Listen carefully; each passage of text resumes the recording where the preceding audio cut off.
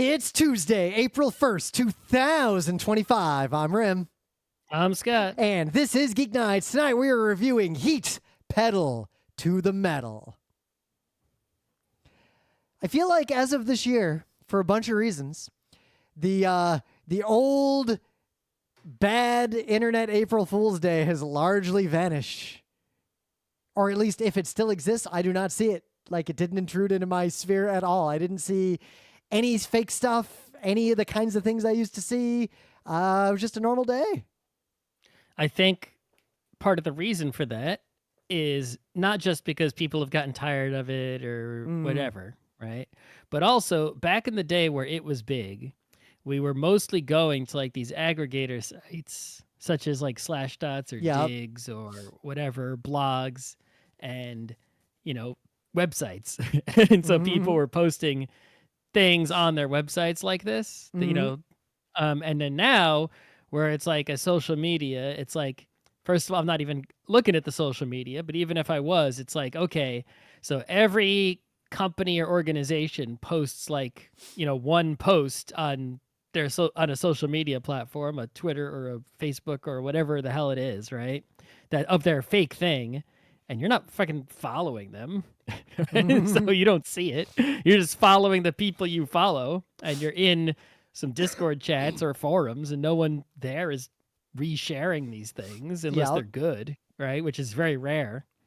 And so maybe you'll see one that's like a really good one. I did see a really good one that I did share. And that was the only one. The other thing that's going on is in the world of like, I don't know, Hell World plus the problems of misinformation. I feel like a lot of people just feel, people who are paying attention at all feel weird about sharing something that's fake because they've learned that too many people are tricked by things that they should not be tricked by. And it feels weird to put more stuff out there that will trick that kind of person. But in further research, you know, following up from that panel Emily and I did at MagFest, the meta-context one, like we're making some more stuff, we're doing more research, reading more things, and I was reading the proper history of multimedia.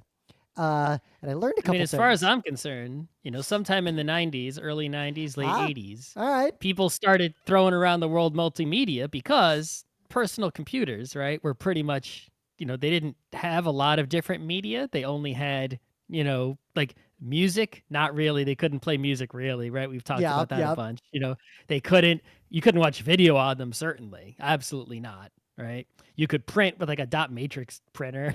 It's like they didn't have a lot of different media. So when they were marketing multimedia PCs in the 90s, they were like, look, this fucker's got it. It was mostly coinciding with the CD-ROM, right? Yep, CD-ROM appeared in the 90s, and then multimedia PCs appeared that were just expensive PCs that had CD-ROMs. Right.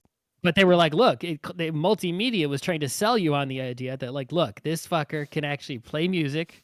You can even make music, right? You can make art, digital art with it. You could play a video with it, assuming, you know, it's compressed on a CD or however you got the video file. It's low res, but you could watch video with these things. You had a full color CRT monitor that was higher resolution than your TV by far, even if it was only 640 by 480.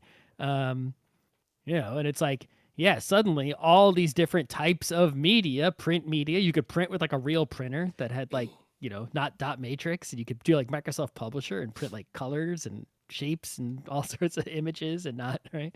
And it's like, yeah, this computer compared to the previous computer, you can see how many more medias it can do. And that is what I always considered to be what people were, it's just a marketing term that people use to sell those computers. So you're largely correct. But that is where the modern definition of the term came from. And it was literally the early 90s. By 1993, a common definition was multimedia is any combination of text, graphic art, sound, animation, and or video that is delivered by computer. But the term, while it was used as marketing because these PCs were like multimedia capable, the origin of why they used it to describe those PCs predated the marketing. And thus I learned how that word was used before. And up until the 90s, like I hadn't heard it used before, but so I was also very young, single digits in age. It was used in the 60s in a few like boutique art senses, and it was not super differentiated if it was used from the idea of mixed media, just in art. But in the late 60s, multimedia turned into something very specific. It meant presenting information typically via spoken word accompanied by slides projected. Basically a GeekNights panel. Like that kind of thing, or a PowerPoint presentation. And the multimedia aspect of multimedia PCs largely seems to have come out of applications that predate PowerPoint, like Macromedia Action. And those applications were built to replace the way people did that before computers could do it. There was a format of presentation called multi-image that I didn't know about. And it's basically just do slideshows. But you had to use slides like a slide machine, yes, player. You couldn't. And this was an overhead projector where you swap the translucencies. So holy shit, the industry of making professional slideshows just for people to do what we do today with like PowerPoint. This was a multi-million-dollar industry because it turns out the format of presenting information with a speaker or two speaking in front of timed or directly controlled slides was so effective that any bureaucracy that used this technology to convey information inside of itself just started getting ahead of everybody else. So every big company in the world was investing tons and tons and tons of money in basically being able to do PowerPoints. Well, this gives me two great ideas. It gave me a couple ideas too. One of them is much more difficult than the other, right? The first idea is to get a slide projector. That's pretty easy. Yeah. Right? But then to produce an actual deck of slides and use that to present instead of using, a computer, that will be difficult. Yep. They are also they were hard to make. The multi-image format, usually they would have an array of now projectors. It's much easier to make because I can just make digital images of the slides and go to a lab and just make slide, right? But it still would be a pain in the ass for even, it costs money.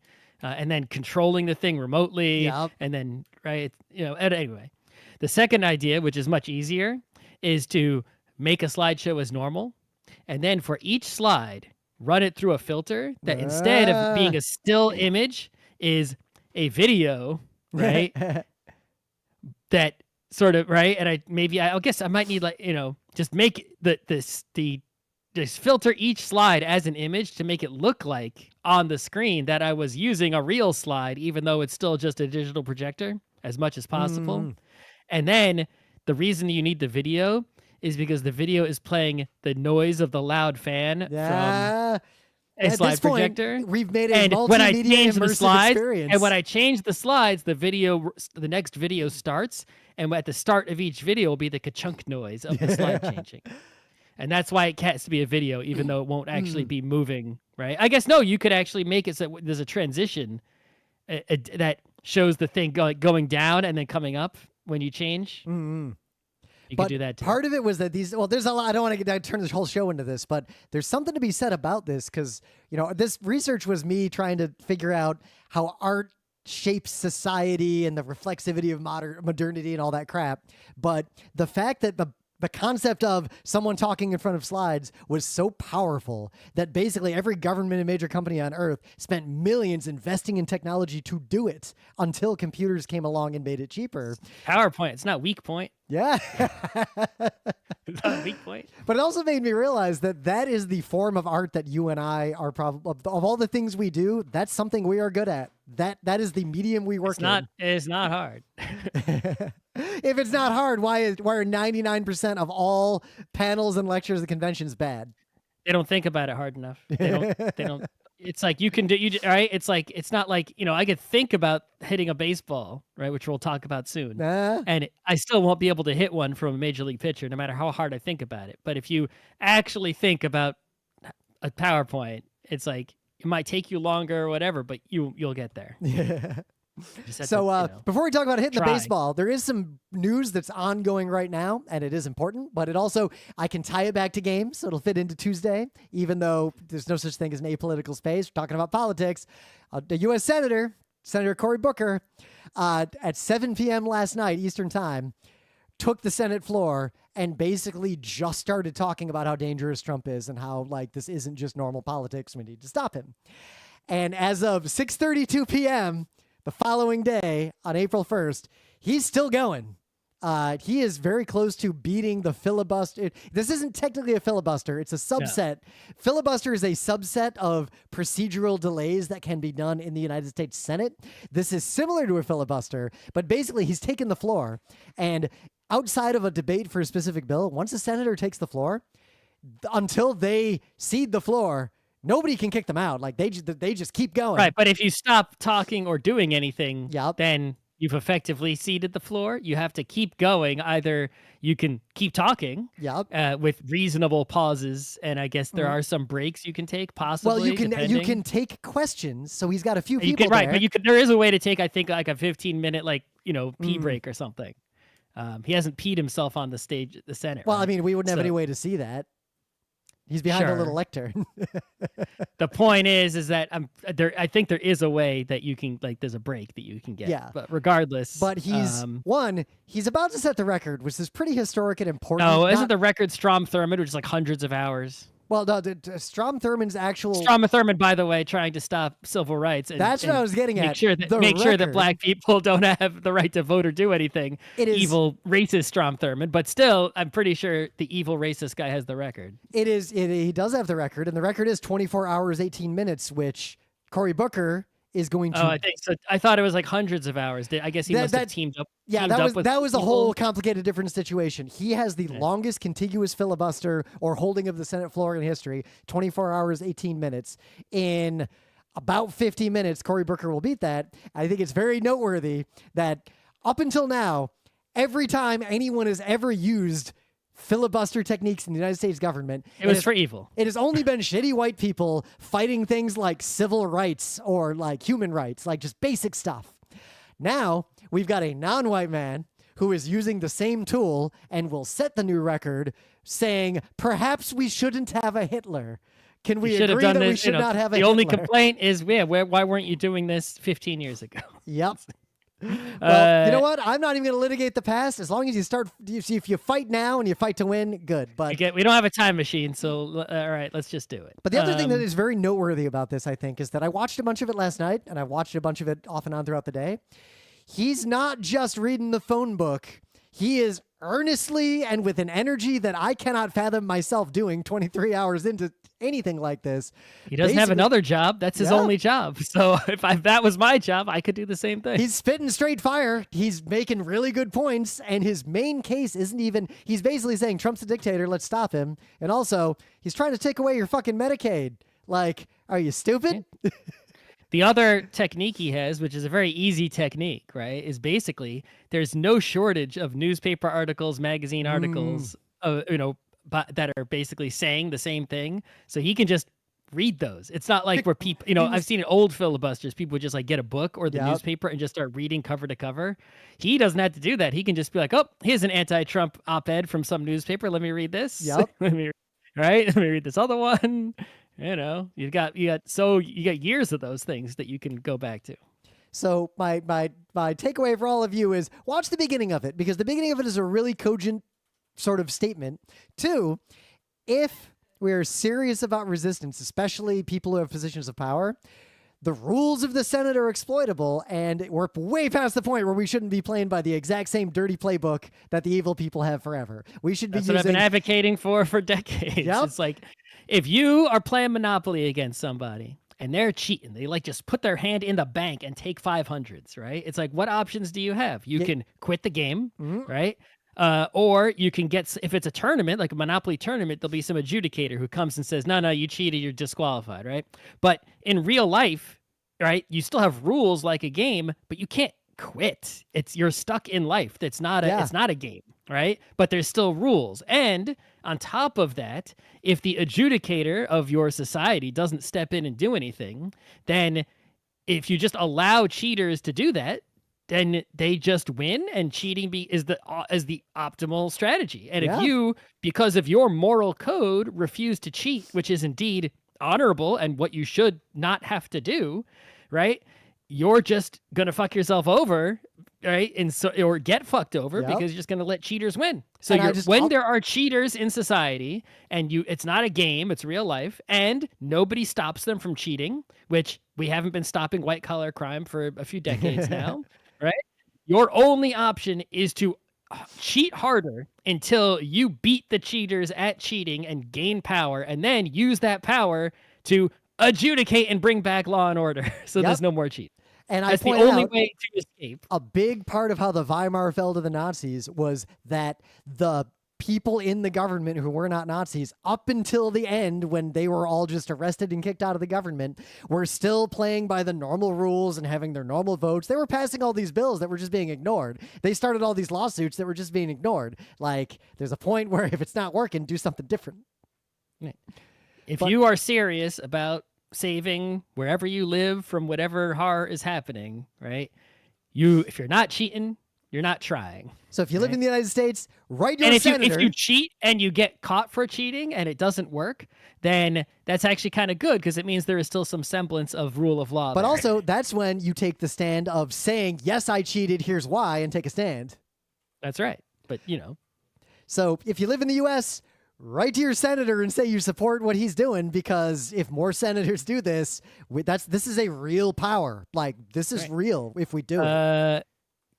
Very quick Strom Thurmond story. So in high school, there was one teacher, a social studies teacher, who had like Strom Thurmond's photo on the front of the lectern in the classroom. Whoa. And at the time, I didn't, fully understand. I thought it's like, this teacher's really proud of this, senator who talked for a long time, right? And if only I knew now what I knew then what I know now. I could have accused that. I would have accused that teacher of being racist right to her face. I had a similar moment in high school. We had to read a book before senior year. I would have been like, "Why is that Strom Thurmond photo there? Are you racist?"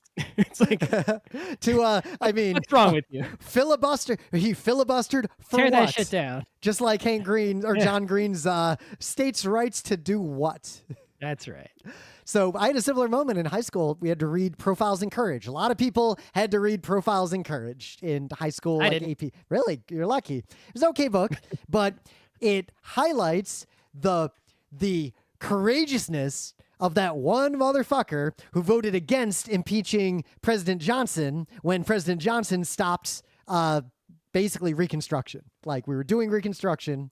The president was on the side of the Confederacy post-war, stopped it, and tried to reconcile with the South. They impeached him to get rid of him, but they didn't end up following through because one guy was, according to this book, courageous enough to do what was right.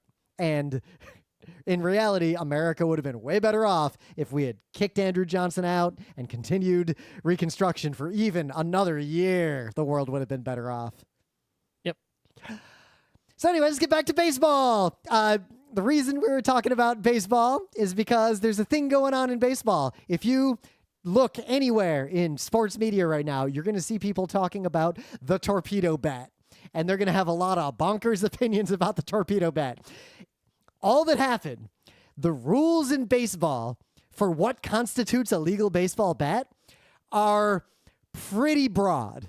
It just has to be a round stick with a max length and a max width made of a solid piece of wood. Like, It has to be round. It can't be flat like a cricket bat. Yeah, you can't just have like a piano leg and come out there. And it has to be solid. You can't drill make it hollow all the way through on the inside. Right? Yep. It's not allowed to. So the story is the Yankees, who are evil, started using this bat.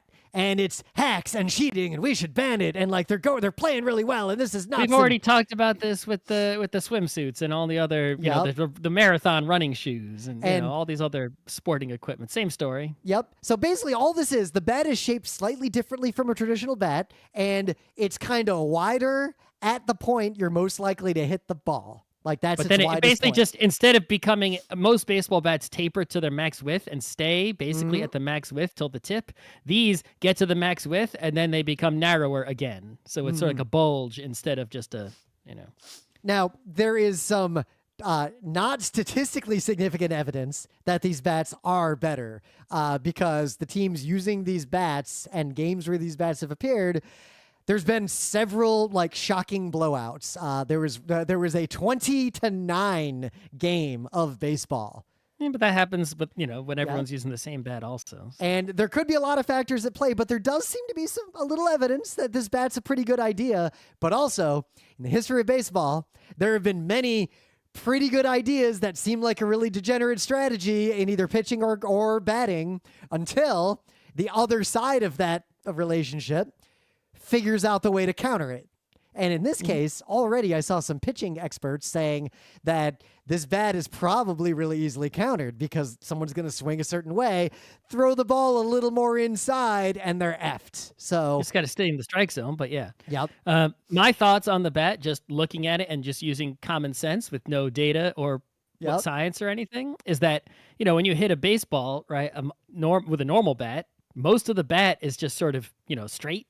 And so, which direction the ball goes depends on, the angle of the bat in front of you at the point at which it makes contact with the ball, right? If you hit it late, that it's going to be going to I guess, depending if you're right-handed or left-handed, it'll go to one side of the field. If you hit it early, it'll go to the other side of the field. And that's still largely true with this bat. But when you have this sort of tapering, it's like that will also affect the direction the ball will go into play because, it's somewhat angled off the knot, right? Off that part. So if you don't hit it right on the sweet spot, and that might give you some advantage, right? It might go a little bit more towards center if you hit it, early or late. Who knows? Might also just be easier to swing because you have less weight past that bulb, which is... It's also, it could be lighter, more material. There's less material. It's a lighter bat. Yep. Maybe the increased bat speed is a better ratio considering the bat Well, that's the weight. potentially spurious wisdom of why people cork their bats because they want the end to be lighter. If you have it taper off, that also makes the end lighter. It does the same thing they think they're doing with a cork bat. I don't know if it actually helps. We had to wait for data, but okay. Yeah. So the guy who invented it, MIT physicist Aaron Lenny Lienhardt. Gonna be making some money, Aaron. I mean, Aaron works for the Yankees. He designed this for the Yankees. Crazy. But there's a great quote from him. I'm going to quote this guy directly from an athletic interview. "It's just about making the bat as heavy and as fat as possible in the area where you're trying to do damage on the baseball." Yeah. So we'll see. This is going to be a MIT fun thing. physicist, everybody. I mean, they had listened. Anyone out there who's got the imposter syndrome? Yeah. I mean, go listen to a long form Carl Sagan or Feynman lecture and listen to how they talk compared to your perception of how scientists talk. Yeah. But this is moderately exciting because baseball as a sport has a long history of shit like this. Special bat, pine tar. He's got some sandpaper on his fingers. Because unlike Democrats, baseball players, they cheating. They cheating. They do. If you're not cheating, you're not trying. And baseball players, they are trying. They got to play that game almost 200 times a year. They cheating. Yep. But also, trying to cheat, I feel like, is in the culture and the DNA of the game. Of course. So you got any news? Yeah, we got two newses, basically all Nintendo news, right? Because last week, Nintendo had a Nintendo Direct, and tomorrow they're having a Nintendo Direct. So they heard us, GeekNights people. You got to wait 2 weeks to hear about the Switch, Super Switch. I'm not calling it Switch 2, it's Super Switch. I'm going to switch you. Right, but we can talk about the news that they announced for the regular Switch a week ago, and that I'm going to make predictions to show you how smart I am about the Super Switch. So, news from last week. The biggest news is that they've come up with this idea called virtual cartridges, and the way it works is you buy a digital game on the eShop, and then you can share that game with other people, just sort of like Steam family sharing. But it doesn't even, it could be people on your family plan, but it doesn't have to be. You could just bump into someone on the street and be like, here, take my copy of Breath of the Wild. And now they have your copy of Breath of the Wild for a limited time or whatever. And you can't play it because you temporarily gave it away, but you can get it back. And so now what reason is there really to buy the, cartridge games? I guess you can still sell them, which you can't do with the... I mean, that is the only reason I bought... I have a handful of cartridges. I have that Raving Rabbids game. I have Hotline Miami. I have like 3 or 4 games that I bought because I thought I'd play them and I'd give them away or sell them or something. It's the only reason I got the cartridges. Yeah. But yeah, there are people who collect the Switch cartridges for some reason, for their own reasons, For the whatever. taste, I assume. Yeah, but it's this is even less reason for those to exist. And... overall, good, I say. I think it's great. This brings back to Nintendo platforms the culture of our childhood of that one NES cart would get passed around like an entire school. This also lets people save money because now if you've got, say, 3 kids, and they got 3 Switches, you don't gotta fucking buy 3 copies Yep. of some game if it's a single player game that they're gonna play once, right? Instead, It's the like kids are going to fight with each other over who gets to play the cartridge, just like we did as kids. Exactly. But you can buy them 3 different games that they can swap around. You know, you don't have to anyway. Also, they announced that they have this new app. You can actually get the app already called Nintendo Today. And what is this app? Let's be honest with ourselves. It's an advertisement for Nintendo. And if you open the app, you're just letting Nintendo advertise at your face. And the app is encouraging you to get notifications and let Nintendo advertise at your face on a daily basis so that Nintendo becomes a big part of your consciousness and your life if you're just focusing on it a lot, right, on your phone. But the app does have one useful feature. And of course, you need to have a useful feature to convince someone to let you advertise in their face every day. And the useful feature, well, there's 2 actually. One of them is that there's going to be some like small contents, like little comics and arts and other special things in the app to just brighten your day. And that's lovely. Yeah, bring back Nestor. Sure.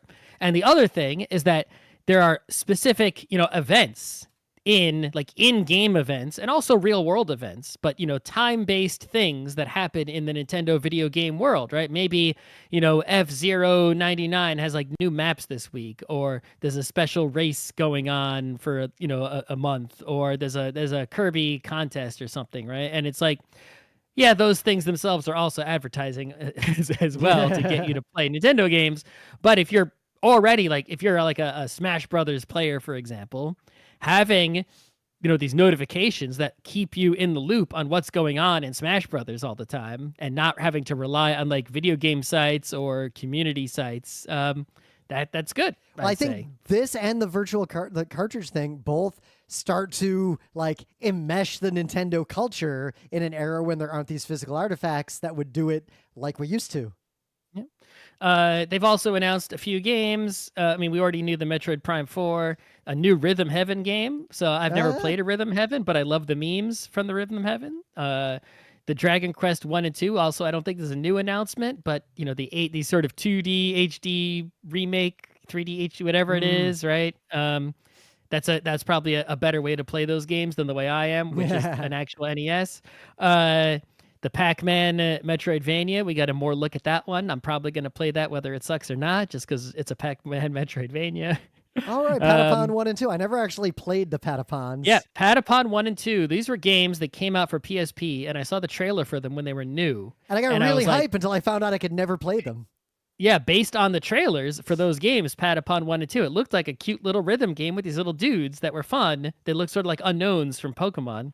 And I was like, dang, I kind of want to play that game, but I'm not buying a PSP just to play that game only. Screw that. And then the game never really came out for other systems. I think maybe it's on Steam. I don't even know now. But a re-release of both games on Switch, it's like, okay, now I can, right? Anyway, all right, so tomorrow, there's going to be a 1-hour Nintendo Direct where they're going to tell us everything there is to know about the Super Switch. And here is what I'm going to predict based on being alive for 40 years and seeing everything that Nintendo has done in 40 years. Lay it out. So, first of all, there has been a filing with the FCC that indicates that Pro Controller 2 will have a headphone jack on it, which is not that exciting. Xbox 360s had those. We are pretty 99% sure based that the Joy-Cons will come off and be able to be used as pointing devices or computer mice in some way. That's almost a sure thing. Pretty confident that it'll be, more than 1080p's, at least in the dock, probably 4K in the dock and not 4K when you take it out of the dock, something like that. There is a C button on the Joy-Cons that they have highlighted specifically. I have seen more people on social media talking about the mysterious C button than any other thing. They're hyping the C button, and it's like, it's just a button. There's nothing that physically about it that's just like, yes, we have a button on the controller that we put the letter C on. People weren't going crazy about the screenshot button on the Switch 1. It's like, why are you going crazy for the C button on the Super Switch. I don't know what the hell. It's just a Well, button. so I mean, The Nintendo. functionality behind the button is what's going to be exciting. Which is the software, but there's no way for me to predict what that's going to be right Well, I now. wonder if it's the dawn of a new sort of standard UX, because we have the problem of where the fuck does the X button live in games due to history. I don't know. Another thing, I'm based on, because of all the problems they've had with drifting Joy-Cons, I'm pretty confident every new controller will have Hall effect 100%. sticks. We did Switch OLED. You got to imagine that the Super Switch is only going to have an OLED screen.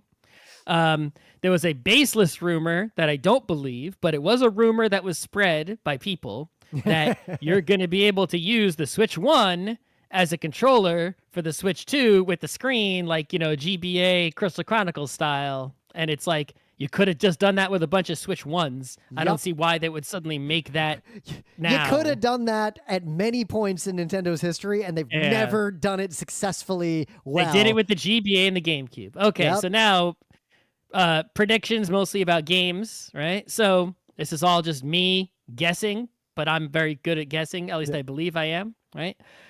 We're pretty confident that every game from the Switch 1 will just work on the Switch 2. Super Switch. You log into the Super Switch with your Nintendo account. All your digital games will just freaking be there, except for games that use the infrared sensor on the Joy-Cons, because it does not appear the new Joy-Cons have that. So that means Labo. That means maybe Wii Fit. Wii Fit was the only other one I could think of. Ring Fit. Yeah. Anything that uses the infrared sensors on the Joy-Cons is going to be the only things you're not going to be able to play, which means you're going to see people who buy the Super Switch and don't care about losing the ability to play those games can sell their old Switch no problem. Get ready to the market will be flooded with cheap Switches. It's going to happen. So now we got to think, okay, what games are going to come that we can predict that they haven't announced yet. So we know, we're pretty confident in this mouse thing, right? So that makes you got to realize, well, the games that are going to come out are going to use that mouse, right? It's got to be mouse-centric games. They're not going to announce games that don't use that. I mean, what were the first games on the Wii? Right, exactly. So what games can use the mouse that Nintendo can hype up? Well, obviously, they got Metroid Prime 4.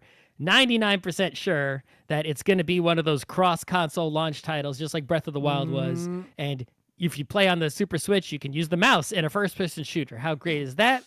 And you also have to imagine other first-person shooters, either ones that already exist, like Fortnite maybe, right? Which is on the Switch, or ones that might get a sequel, like a Splatoon, or third-party ones, like a Call of Duty, will now be on the Switch with mouse. Mouse and gamepad combo. And that'll be the end of crappy, shooters on PlayStations, right? I could see them also adding to the Super Nintendo store, the app in the Switch 2, the Super Switch, Super Nintendo games that use the mouse. Exactly, like the King Mario Arthur Paint, game. but there could also be a new Mario Paint. Mario Maker is a game in particular which would be very advantageous to have a mouse to make levels with, and so a Mario Maker 3 could be a launch title, which I would enjoy. Games, they just announced Tomodachi Life for the Switch 1, the Animal Crossing, Tomodachi Life type of games, those where you're building or making, or Minecraft, they could add compatibility for. It's like, oh, you play Minecraft on Super Switch, well, guess what? You got mouse support now. But if you play Minecraft on regular Switch, you don't. Stuff like there's a lot of old games. Civ 7 is, I believe, on Switch already, but they could announce like, hey, Civ 7, if you have the Super Switch, you can use a mouse. Right? There's going to be a lot of things like that. I want to see there's so many games that have a really bad UX around controllers that don't need it, because those are games that are best suited by a mouse. Yep. Games, you'll see games like P-Cross, right? Which there's going to be a P-Cross, use a mouse. But if you take, your Switch on the go, you use touchscreen like normal, right? WarioWare that uses a mouse, that could be a thing. Any kind of a visual novel or, kind of game where you click on items and menus, or choices, puzzle games, those sorts of things. There was hints in previous Nintendo Directs about a Layton game that's coming, but we haven't. I don't know if there's more details about it, but Professor Layton would be a great game to have a mouse. And then, of course, right, the Nintendo. If you have Nintendo Online, then and you have a Switch, you can already play Game Boy games, GBA games, NES games, Super Nintendo games, and N64 games with this emulator, the official Nintendo emulator, even though they don't tell you it's an emulator. That's what it is, right?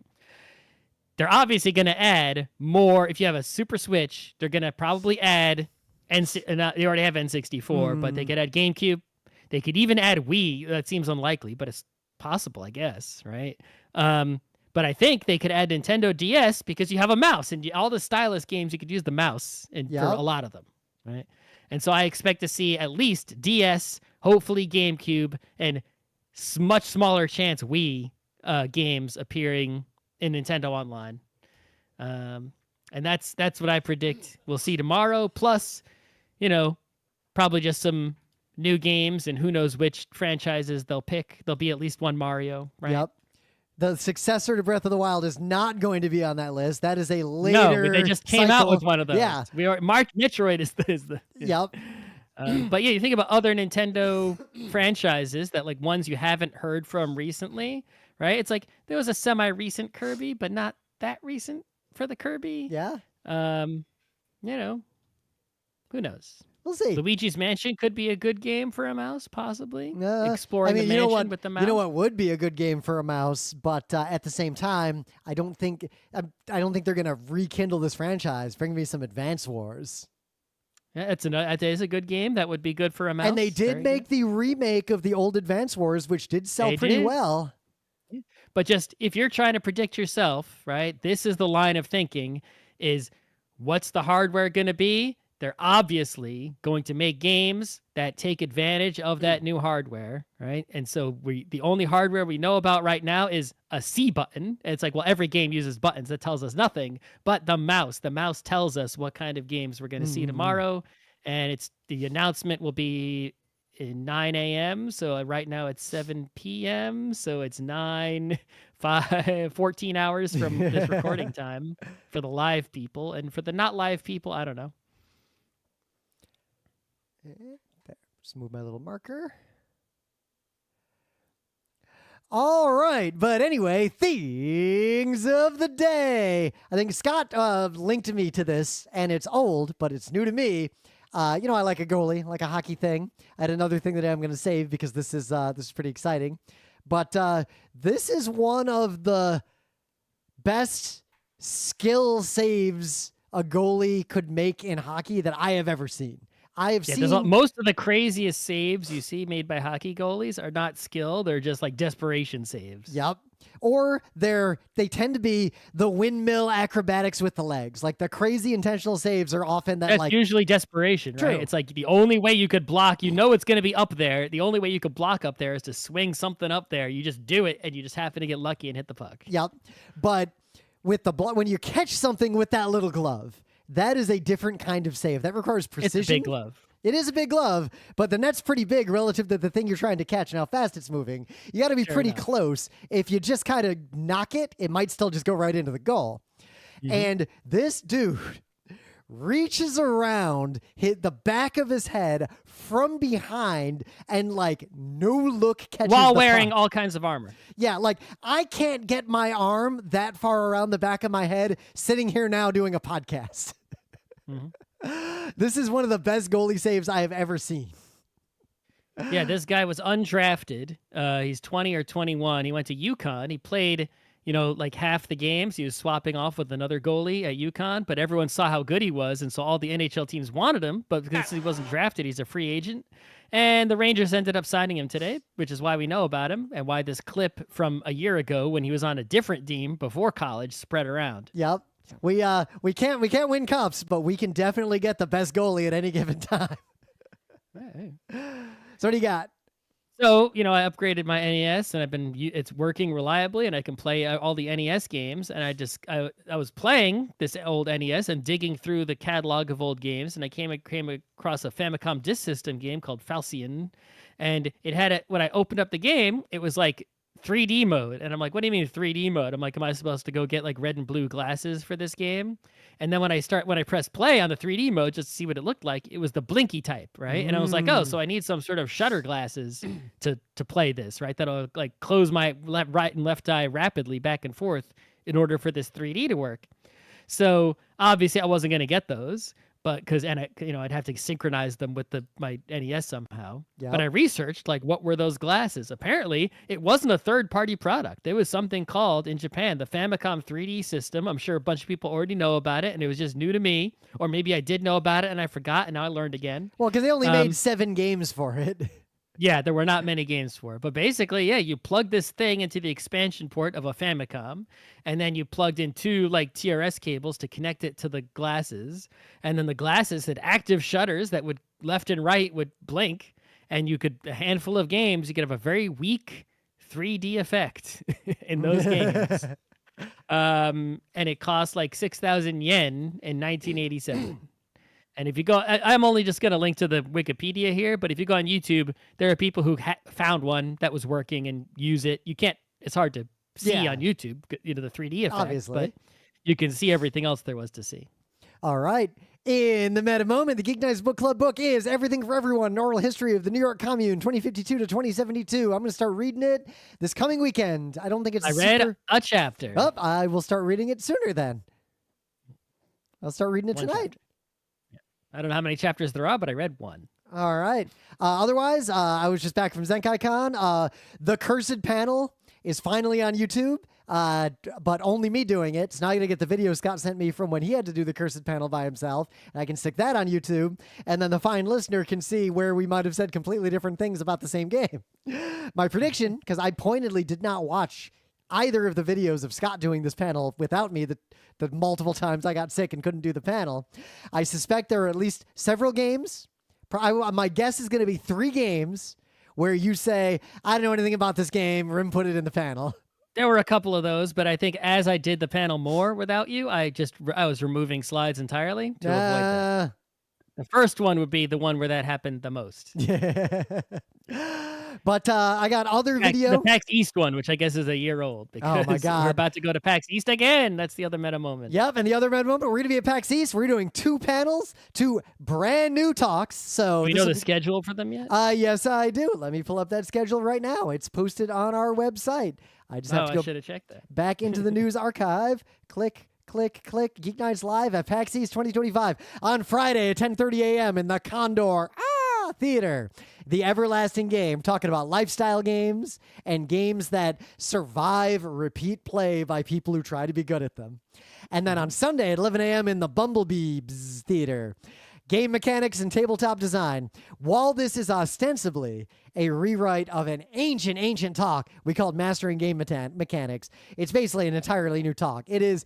I want us to go through all of the core game mechanics that exist in tabletop, summarize them, explain them, and this is sort of the meta panel for all those specific ones we're doing, like worker placement or what I expect we'll be doing at PAX Unplugged, auctions and bidding.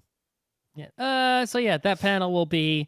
It may have a new structure. It may, but much of the things we say will be things we have said before. And the first panel, the Mastering Game Mechanics that we did before.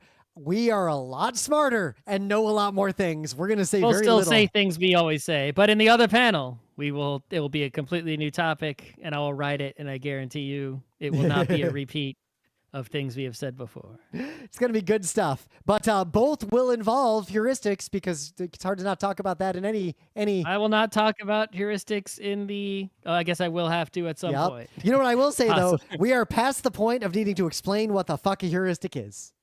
Maybe. I think we just dive into using heuristics. Anyway, PAX East will be a good time. Hope to see you there.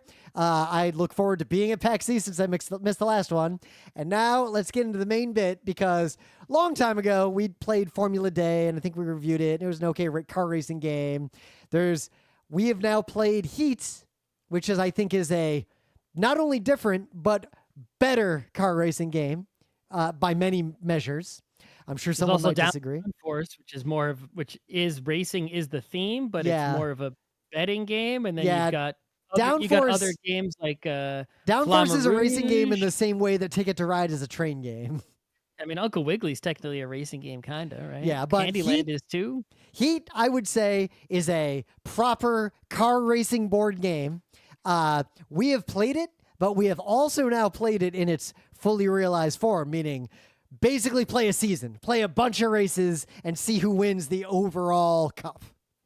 Yeah, Who's with on that podium? statefulness, because the statefulness between the races is that you're getting upgrade cards to your deck, and then you carry your deck with you to the next race. So it's like Yep. you're actually working on your car, you're improving as a driver or as your car mechanically, thematically. And so as the season goes on, you're changing tracks, but now you got this crazy deck you've got, from whatever cards you've accumulated. So I would say Heat, before we get into the full mechanics, it's real fun. If you don't own it, you don't own any other games like this, I think it might be worth getting, or at least worth playing. I don't know if I'd own it unless I had people I would play it with regularly, but it is on Board Game Arena, so you can play it online pretty easily.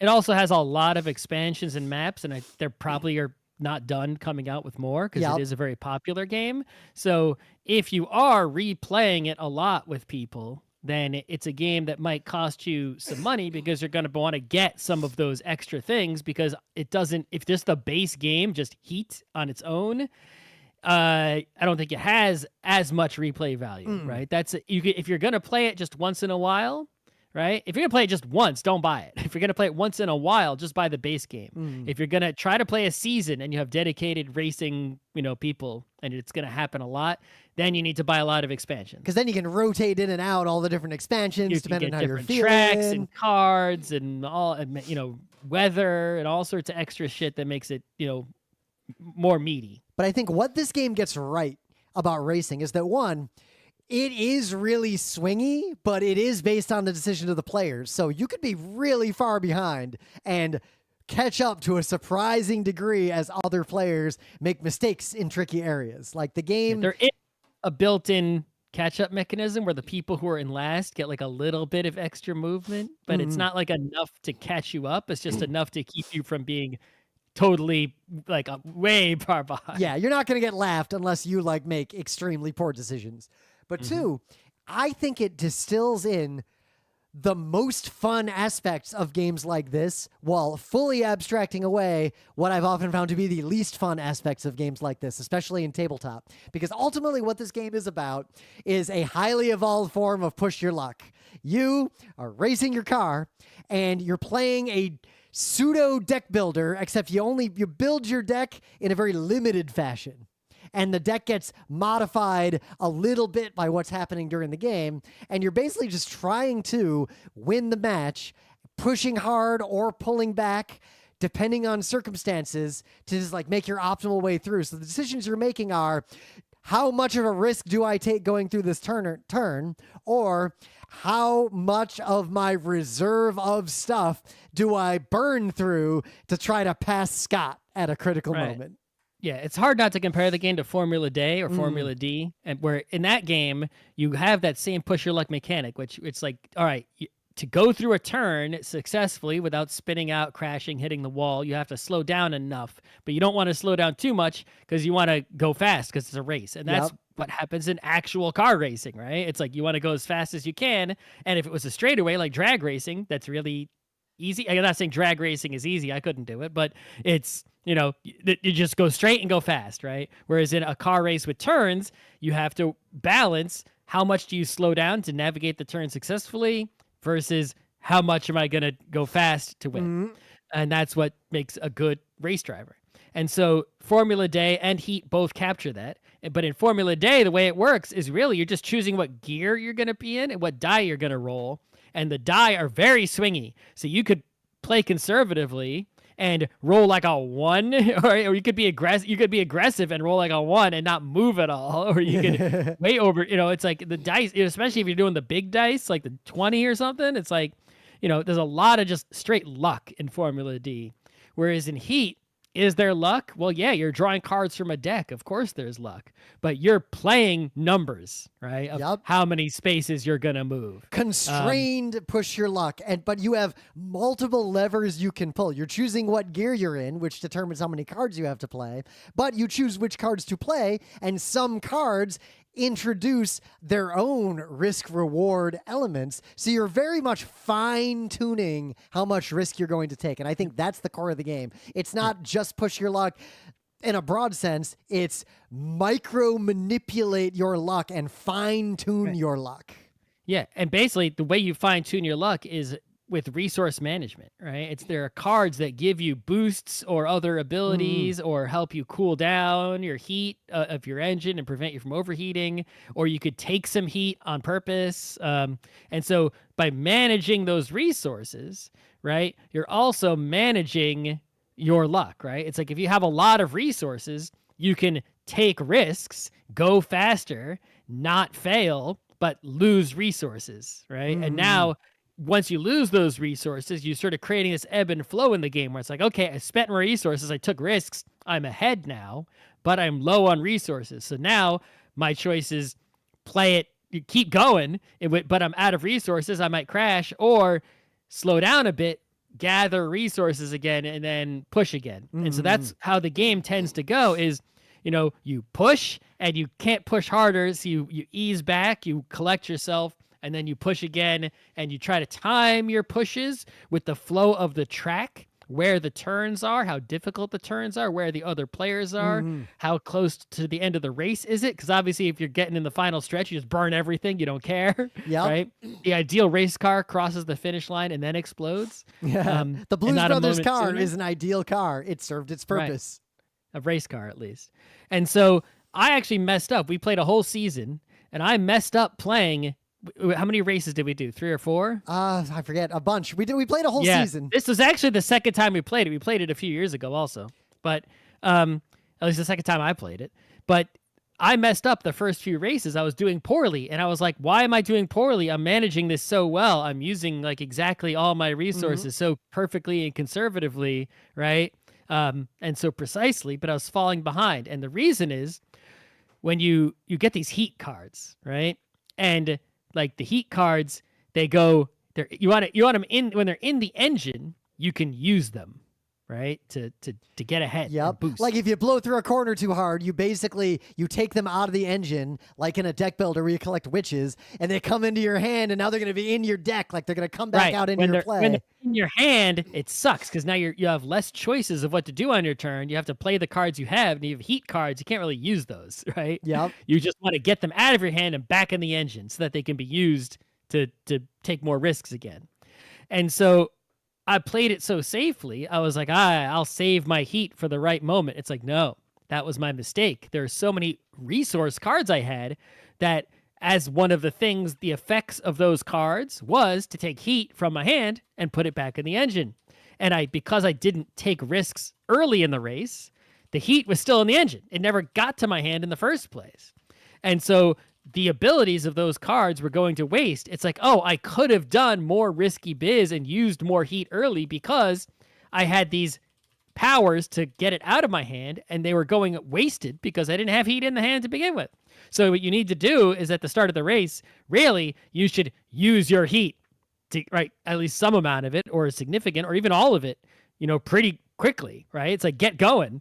And then, it'll get back in your hand and screw you, but you have cards to get it out of your hand and use it again. So because I was sort of saving the heat, I was only using each heat card like maybe 1 or 2 times per race. Yep. People use the heat immediately, were able to cycle it, right? Even though it sucks when it's in your hand, the first they race, cycle the heat 3 or 4 times a race. The first race in the tournament where I won by a lot. I didn't win the overall season because of other reasons, but in the first race I won by a lot because of that first turn. I basically blew all my heat to careen around that turn, and then I just charged my laser just enough to barely make it through the next turn, and then I was good to race normally, and I was just ahead of everyone the whole time. Yeah, it's like, you might have some difficult turns and some risks crashing if you go too hard, or go too hard with the wrong timing. It's not like it's, okay, just use all your heat right away. It's like, no, you'll crash if you do that. Right? But I think this is where this game is brilliant. The amount of control you have over the risk you take is so fine-tuned, and the consequences of making a mistake, like a big mistake, aren't as bad as in other games. You don't just die like in some of these games. You basically get Locky-tude like in Mario Kart. And as you know, unless you're playing against a super pro, you can get hit by Locky-tude, like he picks you up and you still win. Yeah, it can happen. Yeah. The other thing is that on other racing games, the tracks don't mean too much, right? You're sort of right. Is here the tracks mean a lot. When you play on a different track, the flow of the game completely changes, right? It's like if you start off in like a straightaway, you're going to be playing, certain cards first. And if you start off with like some hairpin turns, you're going to play different cards first, right? Lower numbers first. And if there's like a bunch of hairpins in a row, it's like, okay, well, I play low numbers. Like, the contents of your deck, but you're not allowed to look at like your discard pile. You're supposed to memorize them, which is, I feel like they should just let you look, right? So you know what the contents are. Don't make it a memory game. But regardless, the contents, and it's like, okay, I use the low numbers. I use the special ability. You better hope you're done with the low numbers and you're back in a straightaway, because it's like all your deck is just big numbers now, right? So one of the most dramatic things is when you play the card that's like, all right, draw another card, and if it's a number, it counts. Like that kind of stuff will happen, and like your turn just like can potentially slowly extend, and everyone gets quiet as it's like, is Scott gonna crash? Oh, he's drawing another card. Is he gonna crash? Oh, he made it. And then the last thing that makes the game interesting, I think, compared to other racing games, is the politics. The way the drafting works is really simple. It's like not drafting like, drafting Magic cards. Right? There is drafting of upgrades, but that's different. There is, yeah. But it's like if you end your turn in the right spot behind someone, you get a little free boost and you go in front of them, basically. And so it matters the turn order. It matters where you could look at how far people are behind you, like where you want to go. It's like to prevent other people from drafting or position yourself so that people can't get around. Things like that come into play, which is fun. And the expansions also, they add a lot. Like the maps are already really different. With the expansions, adding like the different weathers and the different conditions and like all the stuff that will happen, it's like it multiplies the number of possible races you could have. And then on top of that, the stateful upgrades. So when you play that mode, there's other ways to use this, but the way we played our little tournament, after the first race, the people who did best get last pick of one-time use upgrade cards. So I won the first race. That's great. I got a bunch of points. I got garbage upgrades for the next two races. And then there was a moment midway through the final race where I realized I got no gas left in the tank.